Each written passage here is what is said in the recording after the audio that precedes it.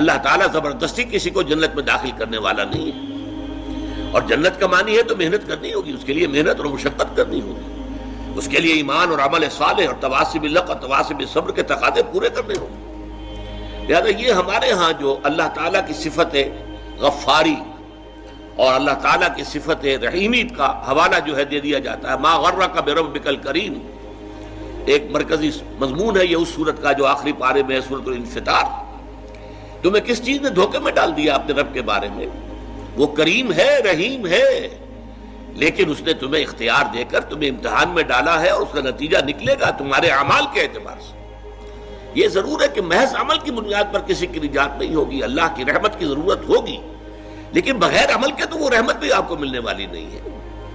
اپنی سی محنت کر کے اللہ تعالیٰ کی رحمت کا اپنے آپ کو مستحق ثابت کرو،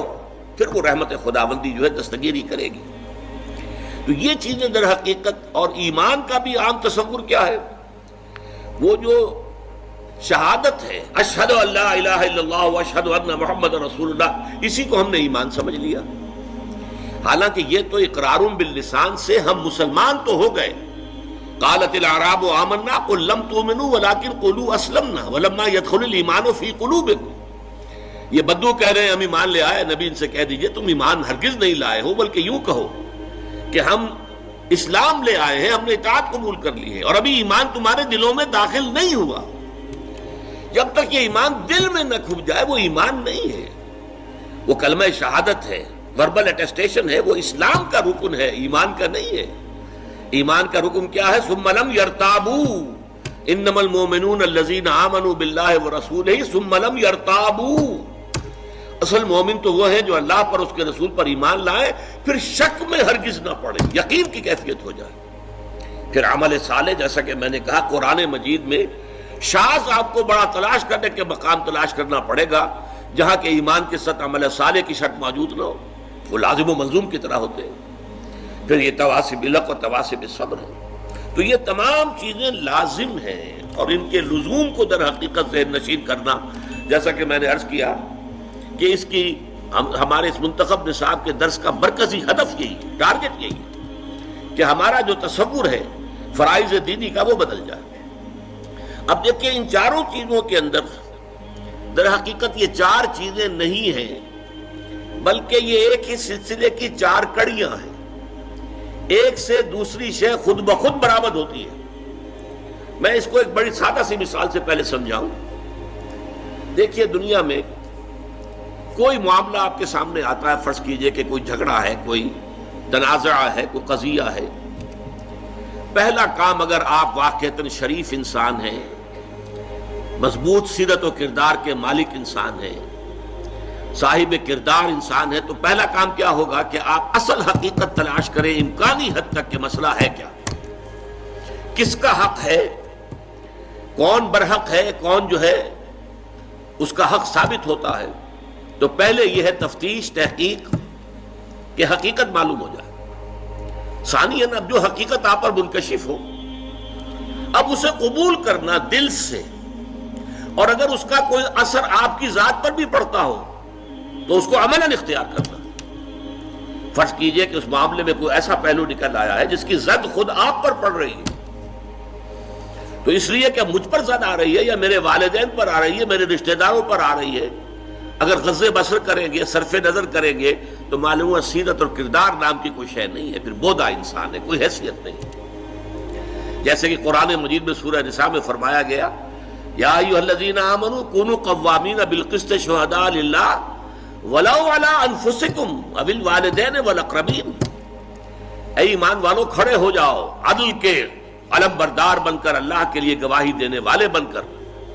اور چاہے کوئی معاملہ ایسا ہو کہ جو تمہارے خلاف جا رہا ہو، تمہارے والدین کے خلاف جا رہا ہو، تمہارے رشتہ داروں کے خلاف جا رہا ہو، عدل کا دامن ہاتھ سے نہیں چھوڑنا۔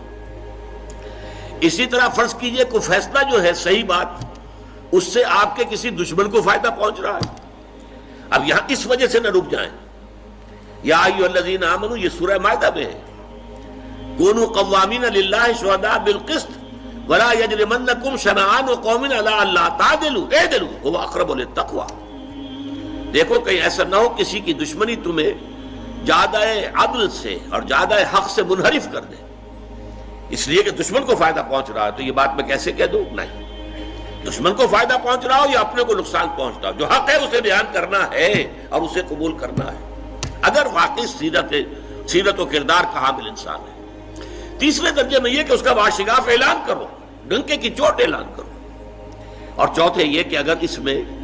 کوئی ریزنٹمنٹ ہوتی ہے، کوئی فریق جو ہے آپ کے خلاف کوئی اقدام کرتا ہے، کوئی پروپیگنڈا کرتا ہے، کوئی آپ کے خلاف جو ہے کوئی اور ایسی تدبیر کرتا ہے جس سے نقصان پہنچ سکتا ہے، تو ڈر کر خاموش نہیں ہو جانا، بلکہ یہ کہ وہ سارے خطرات کو برداشت کرتے ہوئے مردانہ وار جو حق بات ہے اسے کہنا ضرور ہے، اور اگر اس میں کوئی تکلیف آ رہی ہے تو اس کو جھیلنا ہے۔ یہ خود بخود جو ہے یہ 4 قدم جو ہے، اگر انسان صاحب کردار ہے، اگر اس میں واقعتاً سیرت اور کریکٹر نام کی کوئی شے ہے، تو یہ خود بخود ہوگا کہ ہر شے کی حقیقت تلاش کرو۔ نمبر 2، اس کو قبول کرو، اور اس کا کوئی عملی تقاضا ہے تو اس کو پورا کرو، اس کا اعلان کرو ڈنکے کی چوٹ، اور اگر اس میں تم پر کوئی تکلیف آئے تو جھیلو۔ فَأُولَٰئِكَ يَدْخُلُونَ الْجَنَّةَ يُرْزَقُونَ فِيهَا بِغَيْرِ حِسَاب، تو وہ لوگ ہوں گے کہ جو جنت میں داخل کیے جائیں گے، اور وہاں انہیں جو کچھ ملے گا وہ کسی حساب کتاب سے ماورا ہوگا۔ وہ 10 گنا 700 گنا اس کو چھوڑو، اس کا تو کوئی حساب کتاب ممکن ہی نہیں، تو ان کے لیے جنت میں۔ یہ میں بہت دفعہ واضح کر چکا ہوں کہ جنت کی نعمتوں کا جن کا ذکر قرآن میں ہے، یہ اصل میں جسے عربی میں کہتے ہیں نزل، یہ نزل ہے، وہ چیزیں جو ہم جانتے بھی ہیں کہ جو بھی وہاں کلما رزقوا منها من ثمرۃ رزقا قالوا هذا الذي رزقنا من قبل، آم دیا جائے، صحیح آم تو ہم کھاتے تھے، دنیا میں بھی کھاتے تھے، اس آم کی جو لذت ہوگی اس کا آپ تصور بھی نہیں کر سکتے دنیا کے آم کی، تو نعمتیں وہی ہوں گی، لیکن یہ نزل ہے۔ نزل کسے کہتے ہیں عربی زبان میں؟ نزیل کہتے ہیں، نزل ینزل، اترنا۔ جیسے ہی کوئی شخص آپ کے دروازے پر آیا اور کسی سواری سے اترا، گھوڑے پر چڑھ کے آئے گا اس سے اترے گا، اونٹ پر سوار ہوا تھا اس کو بٹھا کر اترے گا، کار پر آیا کار سے اترے گا، نزیل ہے اب یہ۔ تو فوراً آپ پیش کرتے ہیں کوئی موسم کے مطابق، کوئی ٹھنڈا کوئی گرم، وہ تو بھاگ کر فوراً پیش کر دیں گے، اس کو کہتے ہیں نزل، جو کسی مہمان کی آمد کے فوراً بعد پیش کر دیا جائے۔ اب وہ آپ کے ہاں مقیم ہو گیا، اب وہ ضیف ہے، ضیف مہمان۔ یہ ضیافت جو ہونی ہے اہل جنت کی، یہ ان نعمتوں کے ذریعے ہوگی جس کا ہم تصور بھی نہیں کر سکتے۔ حدیث میں آیا ما لا عین رأت ولا اذن سمعت وما خطر علی قلب بشر۔ یہ ضیافت جو ہوگی وہاں بعد میں،